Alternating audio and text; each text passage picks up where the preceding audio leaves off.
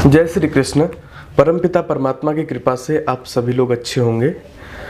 एक बाबा जी बहुत प्रचारित हो रहे हैं जिनका नाम जो बागेश्वर धाम वाले बाबा जी हैं वो, और आप लोगों का प्रश्न भी आ रहा था कि आचार्य जी इनके बारे में कुछ बताइए। तो देखिए, सीधी सी बात यह है कि जो एक काम करते हैं पहले उस काम को जान लेते हैं। काम क्या करते हैं? ये भूत भगाने का काम करते हैं, प्रेमिका छोड़ गई हो तो उसे मिलवाने का काम करते हैं, ठीक है। यदि पत्नी भाग गई हो तो उसे बुलाने का काम करते हैं, और जो बच्चे आईएएस वाईएएस की तैयारी कर रहे हैं उन्हें आशीर्वाद देके आईएएस बनाने का काम करते हैं ये। तो सबसे पहले उन बच्चों से निवेदन करूंगा जो यूपीएससी की तैयारी मुखर्जी नगर, इलाहाबाद आदि अन्य जगहों पे कर रहे हैं कि किताब तत्काल बंद कीजिए और पहुंचिए बागेश्वर धाम, और वहाँ बाबा जी से निवेदन कीजिए, कह देंगे कृपा होगी, तुरंत आप आईएएस बन जाएंगे। और ऐसा हो रहा है ना, आप देख रहे होंगे कि मतलब तैयारी करने वाला पहुंच रहा है। कई वीडियोस हैं, मैं क्लिप तो नहीं डालूंगा ऐसे ही कॉपीराइट क्लेम आदि की वजह से।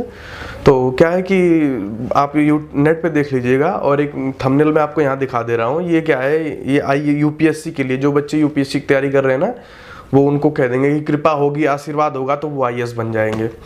और एक वीडियो अभी मैंने उनकी और देखी है, गर्लफ्रेंड भाग गई है तो कह रहे हैं कि कृपा होगी, बागेश्वर धाम बाबा की कृपा होगी, लौट के आएगी।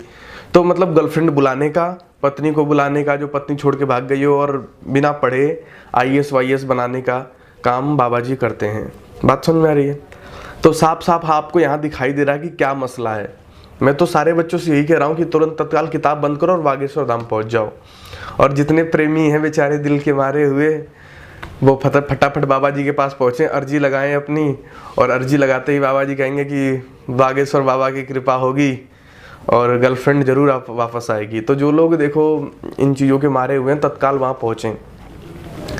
आपको बताऊं कि मैं किसी अन्य बात की घटना नहीं बता रहा हूँ आपको, मैं अपने जीवन की घटना बता रहा हूँ कि जब मैं छोटा था ना, तो मेरे गांव में एक पिपरा बाबा, मेरे गांव से थोड़ा सा दूर 4 किलोमीटर के आसपास पिपरा बाबा एक करके मतलब स्थान हुआ, जहाँ पे लोग जाकर के भयंकर उसे पूजने लगे। उसमें बात क्या थी बताता हूँ आपको, कि एक पीपल का पेड़ था और कहते थे कि अचानक वो गिरा हुआ था, एक साल के आसपास से वो गिरा हुआ था, और बताते हैं कि अचानक से वो पीपल का वृक्ष खड़ा हो गया। वो वृक्ष खड़ा हो गया और कहते थे कि परमात्मा की शक्ति से खड़ा हुआ है ये, और जो वहां पे जाकर कुछ चढ़ावा आदि कर दिया, और जो लोग वहां पे जा रहे हैं उनका तत्काल भला हो जा रहा है, जो मन्नत मांग रहे हैं वो तत्काल पूरी हो जा रही है। अपनी घटना बता रहा हूँ, किसी और की नहीं। अब वहां पे लाखों की भीड़ जाने लग गई। अब वहां की स्थिति बताऊं, वहां क्या होता कि कभी खबर मिल रही कि कोई अंधा ठीक हो गया, कभी खबर मिल रही कि कोई लंगड़ा गया, बैसाखी पे बैठकर वो चलने लग गया, बिना आंखों वाला गया और वो देखने लग गया। उसने कहा कि वाह वाह, कि यहाँ तो कृपा हो गई, आते ही यहाँ मुझे आंखें मिल गई। इसी प्रकार कोई कैंसर वाला गया और वो जाकर के कहा कि अरे मेरे को तो कल कैंसर था और मेरा आज कैंसर ठीक हो गया। सारी बात समझ में? ये सारा खेल चलता रहा। मैं छोटा था, जब पता चला कि पिपरा बाबा हैं तो मैंने सोचा मैं भी क्यों ना जाऊं। उस समय मुझे को साइकिल भी चलाने नहीं आती थी, और घर से रोड क्रॉस करना था तो घर वाले जाने नहीं देते थे। तो जो साइकिल में कैंची डाल के चलाते ना, पैर डाल के अंदर, मैं वैसे साइकिल चलाता था उस समय। तो उसी समय मैं साइकिल उठाया और कैंची करते करते 5-6 किलोमीटर पहुंच गया मैं, और बागेश्वर धाम पहुंचा। अरे सॉरी, बागेश्वर धाम कह रहा हूँ, बाबा जी का नाम याद आ जा रहा है। मैं वहाँ पिपरा बाबा के पास पहुंचा और वहाँ जाकर के देखा तो वहाँ लाखों की भीड़ है। न जाने उस पिपरा बाबा की वजह से कितनी दुकानें वहाँ चलने लग गई। मेला का मेला लगा हुआ है, लोग 24 घंटा आ रहे हैं, 24 घंटा जा रहे हैं, लाखों का चढ़ावा आ रहा है। और जिन जिन की आंखें ठीक हुई उनका बैनर लग गया, जिनके पैर ठीक हुए उनका बैनर लग गया। आ रही बात समझ में? मैंने कहा वास्तव में यहाँ कुछ न कुछ चमत्कार तो है। और वहाँ इतनी अंधश्रद्धा, सब कुछ, मतलब ये आप ना इंटरनेट पे भी डाल दीजिएगा, देवगांव के पिपरा बाबा, अभी भी वो घटना इंटरनेट पे पड़ी हुई है। तो फिर क्या हुआ कि जब मैं आया घर और मैंने देखा कि वास्तव में वहाँ कुछ न कुछ था। फिर जब 1 महीना बीता ना, अखबार की कटिंग थी, क्या थी कि पिपरा बाबा निकले झूठे बाबा, और जो पीपल खड़ा हुआ था रात्रि में उसको जेसीबी के द्वारा खड़ा कर दिया गया। समझ में आ रही बात आपको? कि रात में जेसीबी लगा करके, वो 4-5 गैंग के लोग थे, और उन लोगों ने क्या किया कि जेसीबी लगा करके उस पीपल के वृक्ष को खड़ा कर दिया।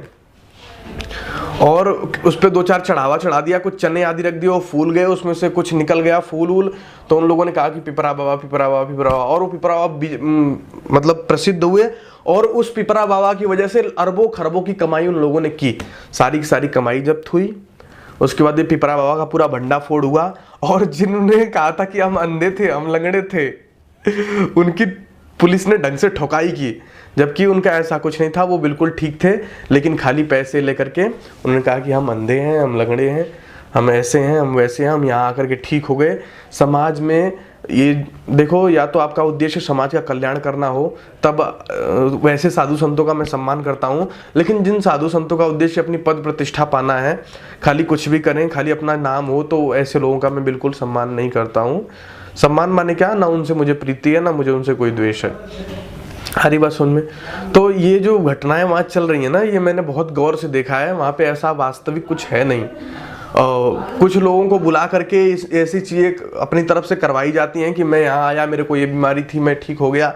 फिर क्या होता है कि पीछे पीछे से सारे लोग वहाँ पहुँचते हैं।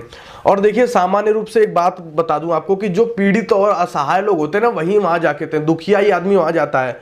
सुखी आदमी क्यों जाएगा भाई? सुखी आदमी तो ऋषिकेश जाएगा, जम्मू जाएगा, बागेश्वर धाम क्यों जाएगा सुखी आदमी? वहाँ दुखिया आदमी जाते हैं। तो सीधी सी बात है, आदमी को क्या परेशानी होती है? शरीर दर्द, दिमाग में टेंशन, पैसे की कमी। आजकल 99% लोगों को यही है समस्या ना। तो वो कागज पे लिख देता है कि आपको शरीर में दर्द रहता है, पैसे की कमी है, पड़ोसी परेशान कर रहे हैं, पैसे की तंगी है। और ये जो समस्या होती है ना, ये औसत घरों की होती है, और वो कागज पे लिख देता है। तो आपको लगता है कि ये चमत्कारी बाबा है। ऐसा कुछ नहीं है, ठीक है। अब कुछ दिनों रुक जाइए, अपने आप सारी बातें समझ में आ जाएंगी आपको। इसलिए ये जो ढोंग पाखंड है, इन चीज़ों में न फंसा करें। अपने जीवन को एक सार्थक उद्देश्य दें, परिश्रम से जीवन जीना सीखें। बात समझ में आ रही है? ऐसे लोगों के चक्कर में पड़ करके खाली जीवन व्यर्थ करने के अलावा और कुछ नहीं मिलता है। आशा करता हूँ कि पूरी बात आपको समझ में आई होगी, पिपरा बाबा से लेकर के बागेश्वर धाम वाले बाबा तक। मैं बार बार आग्रह कर रहा हूँ कि यूपीएससी की आदि की तैयारी छोड़ करके आईएएस पीसीएस बनना है तो बागेश्वर धाम में पहुँचिए। और मैं इतना ही नहीं, मैं यूपीएस जो पुलिस वाले हैं, आर्मी वाले हैं, नेवी वाले हैं, इनको भी कहता हूँ कि तुम भी बागेश्वर धाम जाओ, बाबा की कृपा होगी, निश्चित रूप से तुम आईएएस पीसीएस बनोगे। बात समझ में आ रही है? तो बाबा जी की कृपा होगी। इन झूठे पाखंडों में ना पड़े, अपनी मेहनत पे ध्यान दें, पढ़ाई लिखाई पे ध्यान दें, जीवन को एक सार्थक उद्देश्य देना सीखें। जब सार्थक उद्देश्य देंगे तो जीवन की असीम ऊंचाइयां हासिल होती हैं और जीवन पवित्र बनता है। ऐसे ढोंगी पाखंडों के चक्कर में पड़ करके देश की अत्यधिक क्षति होती है, और आप इस क्षति में शामिल ना हो। आप सभी का हार्दिक धन्यवाद। नमस्ते।